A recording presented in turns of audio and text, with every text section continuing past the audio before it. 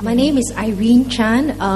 I come from a CC Hospice, which is a healthcare organization. As you know, in healthcare, most of our employees, most of the healthcare workers are women. We have lots of nursing directors here today. So, the challenge as an employer, as a person who manages a hospice or healthcare entity, is how do I keep my female workers employed, working happily, and still feel that they can go home and be mom and be wife, because sometimes the irony of it all is they give so much of themselves caring for their patients, for our patients, and they go home, they have nothing else in them to care for their own family. And I think somehow that is not right, because it's not sustainable. So what do we do about it? It's very worrying to note that divorce rates in Singapore has gone up, birth rate has fallen.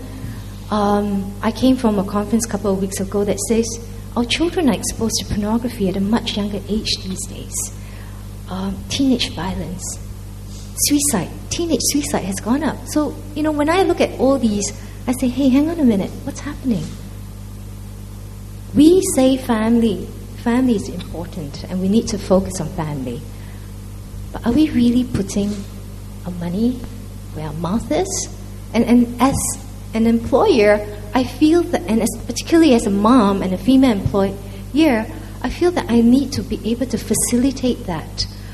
Sometimes I have to fly under the radar to get things done, to be flexible. So what are some of the things that you've done which maybe, which has enabled you to continue to run, very effectively and employ more people and at the same time... Okay, I don't think I'm effective as yet. I'm not there yet. Maybe before I answer that question, to answer Mrs. Lim's question, on bad days, personally, I feel that we are a cursed lot, this generation, as a woman, when compared to women of earlier generation, because the roles are so diversified. Maybe in the days of my grandmother, I would be just looked upon as worst case scenario baby makers, and look after the family. The husband, grandfather, will put bread on the table, although it might be little bread to be shared with many people and many mouths. But my role is very defined. Whereas today I'm an educated woman, and if you don't go to work, somehow society say, wow, you go university, you study masters, then what? Stay at home. Somehow, it doesn't gel. And what are our attitudes towards full-time moms? Do we see them as lesser being than one of us who are working full-time in some high-flying corporate jobs? So on bad days, I do feel like that. And I believe my staff, who may not have as much resources as I have, will probably feel 10 times worse. So what can I do as an employee here? I think recently we employed a IT executive, and she was already 30 weeks pregnant. And I took her on the job because I said, hey, I think, she's got the criteria and then she will cut it. And I have people asking me, but she's going to go on maternity leave soon, Then what, you're going to let her go for 2 months, 3 months? And what happens to your project? But look, if she doesn't give birth now, are we waiting for her to give birth at $40 and at 40 years old and she might not be successful and at the higher cost to society? So I think it's attitude, but we are in Singapore, so sometimes we do look at the government to take the lead. And if government takes the lead in some ways, employers will at times feel compelled to do so.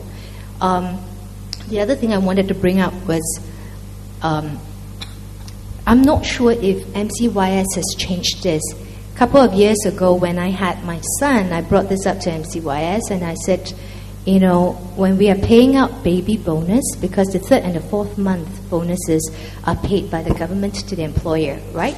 Employers are reimbursed for the 3rd and 4th months. However, if a woman were to work as a part-time worker, say, okay, I'm a can stacker in NTUC and I'm a can stacker in cold storage, only one of my employers, either cold storage or NTUC, can claim for my 3rd and 4th month maternity leave. So I asked MCYS, and it took a long time. And I said, why is that so? maybe this mom has to work 2 part-time jobs to put bread on the table, but yet allow her that flexibility to look after her family. And the answer was that you can only claim from one employer. Only one employer can claim the 3rd and 4th month benefits. However, if I'm a can stacker for NTUC, not working the full 8 hours, maybe I work 3 hours in the morning and 5 hours at night, or 3 hours, because I'm employed by one employer, i.e. I hold 2 part-time jobs, I can claim the entire benefit. I know this is something so technical, but I feel that this matters in the lives of women, and I'm not sure if there are many women who have the ability to speak up and to say, hey, I don't think this is fair. So truly, if we want to put family first, there are many things that we need to undo, many attitudes have to change, and maybe certain sacred cows will have to be slayed, because the world is changing. Have you tried offering part-time scheme in your workplace? Yes, I do. See, one of the things I'm wondering whether it works or not. If I were to offer 2 people part-time jobs and they co-share a single job, but you see, if I'm going to prorate it as per their full-time salary, it becomes very unattractive. Because sometimes you say, if it's a receptionist and say, okay, I work part-time, how much do you pay me if I work full-time? $1,100. If I prorate it, it's $550. That's barely enough to pay for my meals and my bus fare. So I don't know if I get 2 women who are working part-time because they have young families, whether there could be a grant to assist for a certain period of time, so that at least they get home a fairly decent wage, even though they're working part-time. Well, I hear what you're saying, but some of these things, if you're looking for society as a whole to subvent it, that means you're saying if you do certain things, then you're depending on a subvention or a subsidy or a grant from the government to do it in order to make it viable. That's one way of looking at it. But it would be better if for many of these things it makes sense on its own, so that it can happen without necessarily having a government grant or subvention, because surely being employed part-time, say half-time, is better. At least you get some income and you have some free time. But to want to say, well, the employer pays half-time and the government pays the other half, I think that becomes quite complicated, because then you have to figure out whether what you have to devise some rules and so on, and then you end up with the kinds of complications that you described earlier. So it ought to make sense on its own as far as possible for some of these things to happen. So I would prefer to take that approach. I mean, to have more employers like yourself who are prepared at least to offer and to sort of manage the slightly greater complexities of having more workers to manage, and having to manage more sort of shifts and balance the workload between them and so on. So I think if more employers took that attitude as you have, I think that would certainly be very helpful. Because clearly it's possible. Because it's was it Sharon who pointed out that in the banks in London, for example, you can employ people and have them work sort of from home, 3 days a week, that kind of thing. It's doable. So if more employers took an enlightened approach, I think that would be helpful.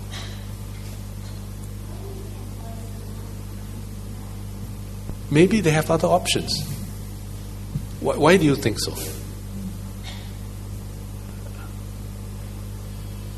May I offer? I think there are some employers who are doing it, and I think it boils down to solving the complication. I mean, it's more complicated. It's a lot easier just to have one employee doing full time.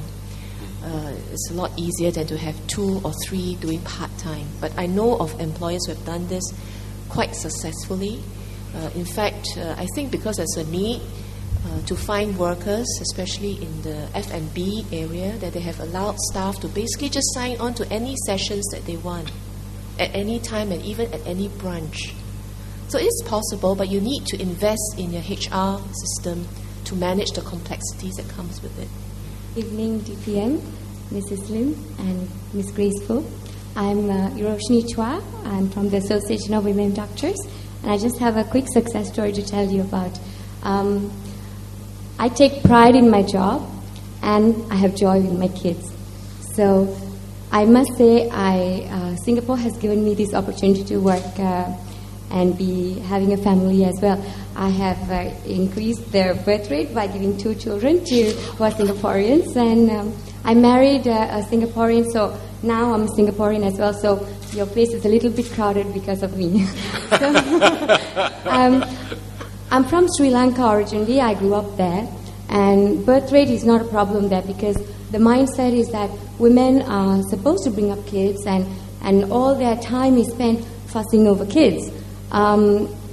So then came a time where education was important and women became educated like myself, and I went abroad to Ireland, lived there for 10 years and worked there, studied there, and I remember working 100 hours a week at one point, and I was 6 months pregnant. I was doing CPR on someone, and I was going, there must be a better way. So my husband Kevin said, Iro, I think it's time we move to Singapore because, there's maids, there's family, there's help, and perhaps you might even be able to get a part-time job. And my employer, he hired me when I was 24 weeks pregnant. So I gave birth. He let me go off every lunchtime during weekdays to see my baby boy, and gave me some afternoons off as well. Then I changed employer to a government employer, and they have given me part-time job, half day, and I must say I'm very grateful to be here. I feel it's a great place to live because there is hope for everybody. I mean, there are colleagues of mine who doesn't have the luxury of part-time, but if you do, it's so much contentment in your life because you can really be there for your patients or other things that whatever you're doing. Plus, I believe in quantity, not quality with your kids, and I give my quality time to my kids. Quantity time. Sorry, I have a hoarse voice. I was going to be quiet tonight and listen, but I really thought I must share this story of hope.